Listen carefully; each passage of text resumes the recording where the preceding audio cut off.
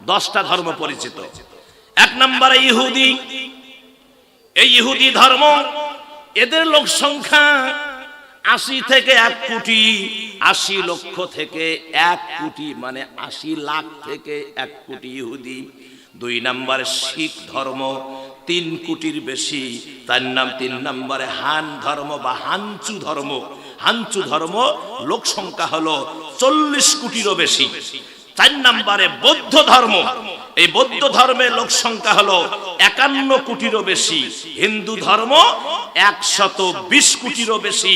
ইসলাম ধর্ম গোটা পৃথিবীতে 200 কোটি এবং খ্রিস্টান ধর্ম হলো 240 কোটি। এই গোটা পৃথিবীতে মানুষের সংখ্যা হলো 680 কোটি।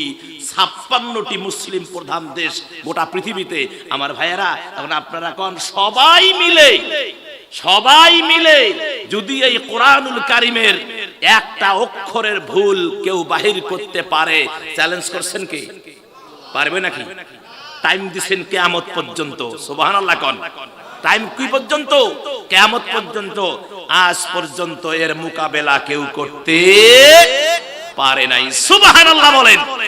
আরো জোরে বলতে হবে সুবহানাল্লাহ। সেই বিস্ময়ময় এই কোরআন আল্লাহ জাতির কাছে দিয়েছেন। কত দাম এই কোরআনের। ও আমার মুসলমানেরা, আল্লাহ রাব্বুল আলামিন এত দামি একটা কিতাব, এই কিতাবটি রব্বুল আলামিন পাহাড়ের উপরে নাজিল করতে চেয়েছিলেন। পাহাড় অস্বীকৃতি জ্ঞাপন করেছেন, গাছের উপরে অস্বীকৃতি জ্ঞাপন করেছেন, আরো অনেক জায়গায় আল্লাহ কোরআন নাজিল করতে চেয়েছিলেন, কিন্তু সবাই বলেছে আল্লাহ আমরা এর ভার সহ্য করতে পারবো না।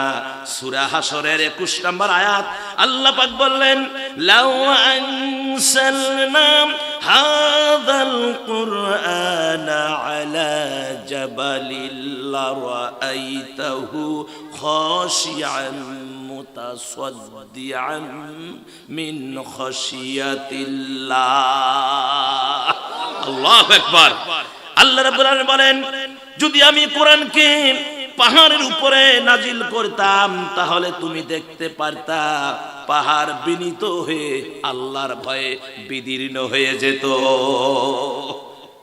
ধ্বংস হয়ে যেত পাহাড়। আমি আল্লাহ এই পাহাড়ের উপর কোরআন নাজিল করতে চেয়েছিলাম, সে ভার সহ্য করে নাজিল করতাম, তুমি দেখতা যে এই পাহাড় বিদীর্ণ হয়ে যেত, টুকরো টুকরো হয়ে যেত। এত ভার এই কোরআনের। সুবহানাল্লাহ কোন। এত এত এত ভার, তারপরে এত সম্মান এই কোরআনের। আমার ভাইয়েরা, আল্লাহ রাব্বুল আলামিন সেটা নাজিল করেন নাই পাহাড়ের উপরে, কেননা ভার সহ্য করতে পারবে না। অবশেষে রব্বুল আলামিন এই কোরআন নাজিল করেছেন মানুষের জেহেনে। জোরে বলেন সুবহানাল্লাহ। তাহলে মানুষের হৃদয়টা পাহাড়ের চেয়েও বিশাল, ঠিক কিনা? পাহাড়ের চেয়েও বিশাল। আপনি দেখেন আপনার এই এলাকায় যত হাফেজ সাহেব আছে, আল্লাহু আকবার, আপনি তো সূরা ফাতিহা বলতেই জীবন বাঁচে না। হ্যাঁ, আমি যদি এখানে ধরি যে আপনি কোরআনুল কারীমের 18 পারার আপনার কি বলে 18 পারার মাস থেকে তেলাওয়াত করেন, এখন সাধারণ মানুষকে ধরি, পারবে? কতক্ষণ পারবে? ও সাথে সাথে উযু শেষ। কথা বলেন, জোরে ধরলেও পেশাব করে দিবে, এরকম পরিস্থিতি। আমার ভাইয়েরা পারবে না, তার কারণ এ কোরআনের প্রতি দখল নাই।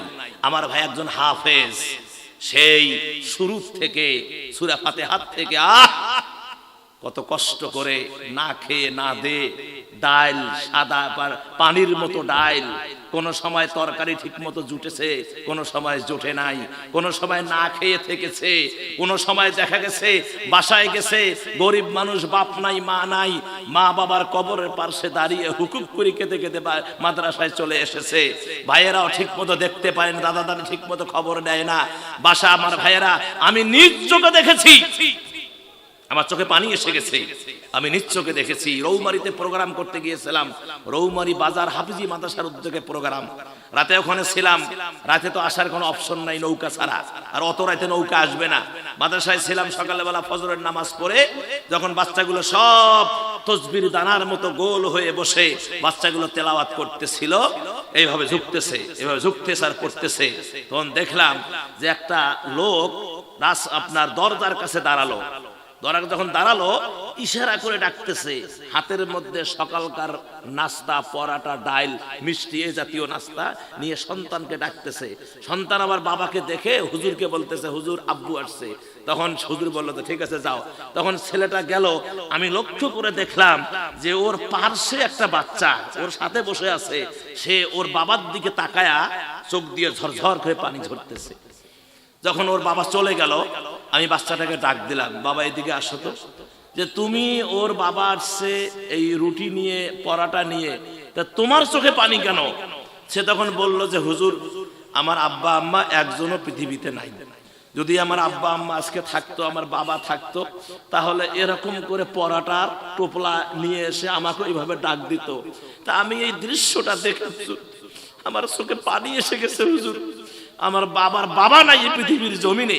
আমার সম্মানিত ভাইয়েরা, এরকম কষ্ট করে না খেয়ে না দেয় হাফেজে কোরআনরা এই শীতের রজনীতে কষ্ট করে তারা এই কোরআনকে হিফজ করেছে, তেলাওয়াত করেছে, সূরা ফাতিহা থেকে নাস পর্যন্ত তারা ইয়াদ করেছে। আর ইয়াদ করে আজকে এই বাংলাদেশের সম্মানকে বিদেশের কাছে, গোটা ওয়ার্ল্ডের কাছে এই হাফেজে কোরআনেরা বাংলাদেশের সম্মানকে উঁচা করে গোটা বিশ্বের মধ্যে প্রথম স্থান অধিকার করে বাংলাদেশের গৌরবকে তারা অর্জন করেছে। কথা বলেন ঠিক কিনা? আর জোরে কোন ঠিক কিনা?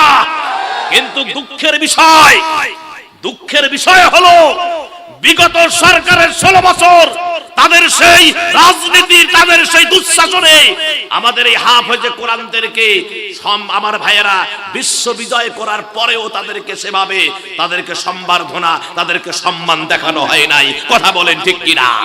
আরো জোরে বলেন ঠিক কিনা? আমরা এই দুঃশাসন থেকে রক্ষা পেয়েছি। আমরা এই দেশটাকে কোরআন দিয়ে গড়তে চাই। কে দিয়ে করতে চাই? কোরআন দিয়ে করতে চাই। মুসলমানেরা এক হয়ে যান, বিশেষ করে আলেম ওলামারা এক হয়ে যান।